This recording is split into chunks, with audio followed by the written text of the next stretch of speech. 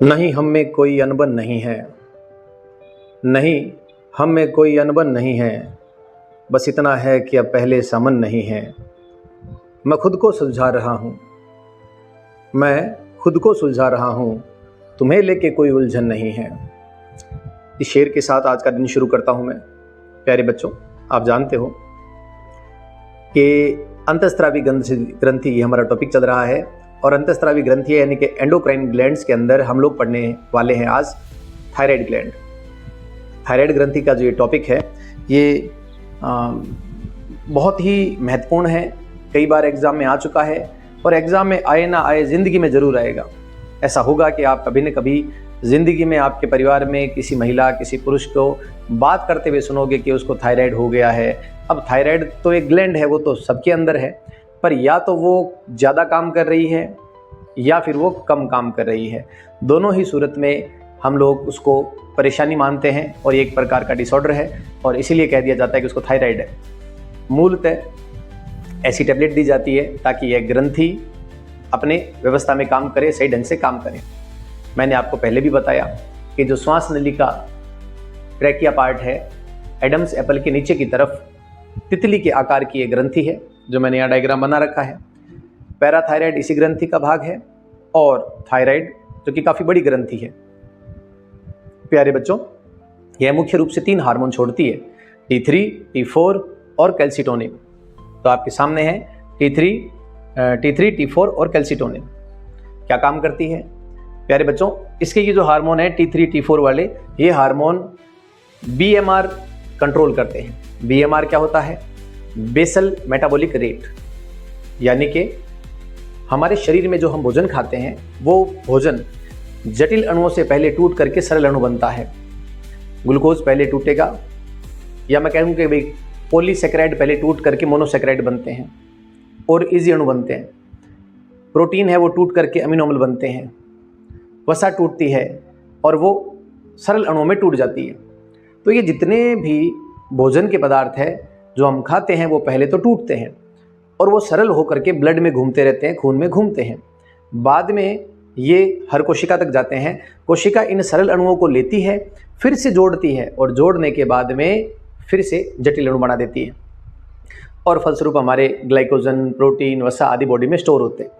इसका मतलब है शरीर के अंदर हर पल टूटना जुड़ना चलता रहता है। बड़े अणु टूटेंगे, छोटे होंगे, छोटे अणु वापस जुड़ के बड़े होंगे। जब टूटते हैं तो कहलाते हैं कैटाबॉलिज्म और जब जुड़ते हैं तो कहलाते हैं एनाबॉलिज्म। दोनों को जोड़ के कह देते हैं मेटाबॉलिज्म। हिंदी में जब टूटती है कोई चीज तो कहलाता है अपचयन, जब पुनः जुड़ती है तो कहलाता है उपचयन और पूरे इस क्रिया को मिला करके कह देते हैं उपापचय। अपचय प्लस उपचय उपापचय। तो ये जो हमारा बेसल मेटाबॉलिक रेट है, यानी कि चीज़ों का टूटना जुड़ना, ये बैलेंस चलता रहता है। जब आवश्यकता होती है जटिल अणु टूटते हैं, जब जरूरत होती है वो सरल अणु फिर जुड़ जाते हैं। बस यही क्रिया जो है वो कंट्रोल करता है हमारा T3, T4। इसका मतलब है कि हमारे शरीर की वृद्धि, हमारे शरीर की सही ग्रोथ, हमारे शरीर के अंदर मेंटेनेंस, हमारे शरीर के अंदर ऊर्जा के जितने भी स्टोरेज हैं वो सारे के सारे संभालना इन 2 हार्मोन का काम है। अगर ये 2 हार्मोन काम करना गड़बड़ कर देते हैं मेरे प्यारे बच्चों, तो फिर गड़बड़ हो ही जाता है। क्या होता है देखिए, इसको शरीर का इंजन भी कहते हैं, क्योंकि ऊर्जा बनाने वाली चीज़ें, गाड़ी में पेट्रोल या डीजल डालते हो, ट्रेन में जो आप डीजल डालते हो तो वो इंजन में जाता है, इंजन दौड़ता है। तो ये मुख्य रूप से हमारे शरीर के अंदर जो ऊर्जा पैदा करने वाली वसा, प्रोटीन या कार्बोहाइड्रेट है उनको जोड़ना तोड़ना, तो ये इंजन की तरह काम करता है। पाचन का, श्वसन दर का, धड़कन का आदि का नियंत्रण करता है। ठीक है, समझ में आ गया? इस ग्रंथि के हेल्दी काम करने के लिए एक तत्व की आवश्यकता है जिसका नाम है आयोडीन। आप सभी जानते होंगे आयोडीन एक गैस है और वह क्रिस्टल रूप में मौजूद रहती है तो धातु, लेकिन वो रहती है दानेदार रूप में। और हैलोजन आवर्त सारणी का 17वें वर्ग का ये तत्व है। प्यारे बच्चों, सोडियम जो है वो क्लोरीन से जुड़ करके बनता है NaCl। समुद्र के अंदर बहुत मात्रा में NaCl पाया जाता है। उस क्षारीय पानी को सुखा करके, वाष्पित करके पानी उड़ा दिया जाता है तो पीछे जो बचता है वो NaCl बचता है और वो हम लोग खाने में नमक के रूप में काम में लेते हैं। इसी जैसे क्लोरीन भी एक हैलोजन है, वैसे आयोडीन भी एक हैलोजन है। तो ऐसा नमक जिसके अंदर NaCl के साथ साथ में Na भी पाया जाए, सोडियम आयोडाइड भी पाया जाए, वैसा नमक काम में लेना चाहिए। उसे कहते हैं फ्री फ्लो आयोडाइज्ड नमक। और मुझे ध्यान में आ रहा है 60 के दशक के आसपास पहले तो बाज़ार के अंदर नमक बहुत सस्ता मिलता था, 1 रुपये किलो या 8 आना रुपये किलो, ये उसका भाव था। और वो पत्थर जैसे डले मिलते थे, उन डलों को कूट करके, डलियों को कूट करके और हम लोग काम में लिया करते थे। मैं इतना बूढ़ा नहीं हूँ तुमको कि 60 का दशक आपको क्या पता, मेरा जन्म 84 का है, पर 84 तक भी ये कल्चर था। ये दुनिया बदली है 2001 के बाद में, उससे पहले तो दुनिया ऐसे लग रहा था हम अलग दुनिया में थे। तो उस समय तक आयोडीन की कमी की वजह से गले में गांठें पाई जाती थी लोगों की, उसको हम कहते थे गलगंठ। और प्यारे बच्चों, वो बीमारी बहुत कॉमन थी और सरकार ने 60 के दशक में बहुत ज़्यादा एक मुहिम चलाई कि भैया ये जो गलगंठ है ये बीमारी कम हो जाए तो ठीक रहे। और मेरे प्यारे बच्चों, धीरे धीरे देखते देखते आयोडीन युक्त नमक की वजह से अब काफ़ी हद तक मुझे आजकल ऐसा कोई मरीज़ नहीं दिखता है जो कि गलगंठ का मरीज हो। ठीक है, अब इस ग्रंथि के सही ढंग से काम करने के लिए आयोडीन चाहिए, बात यह भैया। तो आप एग्जाम में सीधा ही पूछ लेंगे कि थायराइड ग्लैंड के सही काम करने के लिए कौन सा तत्व जरूरी है, क्लोरीन, ब्रोमीन, आयोडीन, कुछ भी नाम दे देंगे। तो आपको याद रखना है आयोडीन। और ये हम कैसे लेते हैं, ये हम नमक के साथ लेते हैं, तो आयोडीन युक्त नमक खाना चाहिए।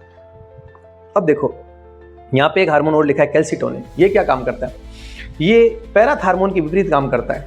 तो पैराथार्मोन का क्या काम था, पैराथार्मोन यहीं ऊपर ही लिखा हुआ है। यह क्या करता है, रक्त में कैल्शियम की मात्रा बढ़ाता है, हड्डियों में बढ़ा हुआ कैल्शियम वापस ब्लड में लेकर आता है। पर अगर ब्लड में कैल्शियम ज्यादा है तो फिर किडनी में पथरी बन जाएगी। तो पथरी ना बने इसके लिए ब्लड में भी बैलेंस रहना चाहिए। और ब्लड में बैलेंस कैसे रहेगा मेरे प्यारे बच्चों, कि ये हार्मोन कैल्सिटोनिन हार्मोन क्या करता है, ब्लड के अंदर वाला कैल्शियम वापस हड्डियों को, दांतों को देता है। तो ये दोनों एक दूसरे के विपरीत काम करते रहते हैं। अब यदि थायराइड ग्रंथि ज्यादा सक्रिय है, अति सक्रिय है, तो वह ज्यादा मात्रा में हार्मोन निकालेगी, तो उसे कहा जाता है हाइपरथायराइडिज्म, है ना। अति सक्रियता, आउटू ग्रंथि की अति सक्रियता, ऐसा अगर है तो इससे क्या होता है, बीएमआर बढ़ जाता है। बीएमआर बढ़ने की वजह से क्या होता है बच्चों, बीएमआर अगर बढ़ गया है तो फिर पसीना बहुत ज्यादा आता है और वजन घटने लग जाता है। मतलब क्योंकि वो चीजें जुड़ने ही नहीं देती, आता तोड़ देता है। तो वो जो भी पोषक तत्व बनते हैं टूटते रहते हैं, बनते टूटते रहते हैं, आवश्यकता का इंतजार ही नहीं होता, पहले ही जटिल अणु टूट के सरल बनते रहते हैं। तो वजन घटता रहता है। पाल्पिटेशन, हृदय की धड़कन का ज्यादा रहना, धड़कन घबराहट सी रहती है। और यदि थायराइड ग्रंथि का अल्प सक्रियता है, हाइपोथायराइडिज्म है, तो फिर ये T3 T4 ये कम निकलेंगे। अगर ये कम रिलीज हो रहे हैं तो फिर डॉक्टर टैबलेट प्रिस्क्राइब करता है, कहता है कि बेटा ये टैबलेट ले लिया करो, जितना कम हो रहा है उतनी पूर्ति हो जाएगी।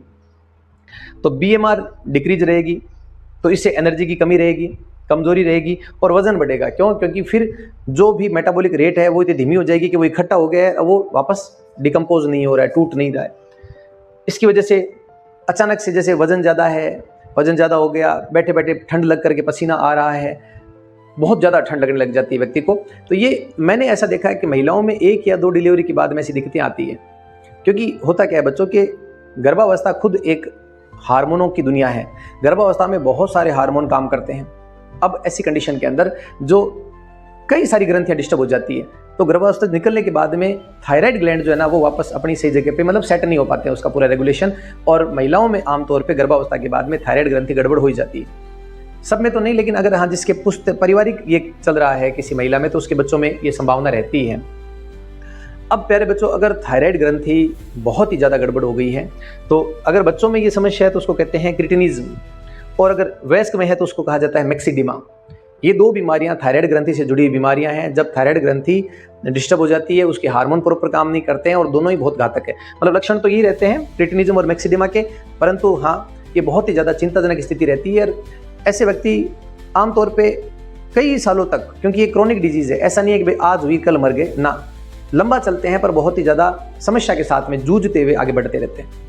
तो आज के लिए मैं इतना ही पढ़ाऊंगा। अब मैं अगले वीडियो में हमारी 3 ग्रंथियां लेके आऊँगा, थाइमस, अग्नाशय और अधिवृक्क। आशा करता हूँ आप इंजॉय कर रहे हो, आप सीख रहे हो। कक्षा 9-10 के बच्चों को ये वीडियो पहुँचाइए, उनके काम का ज़्यादा है। धन्यवाद।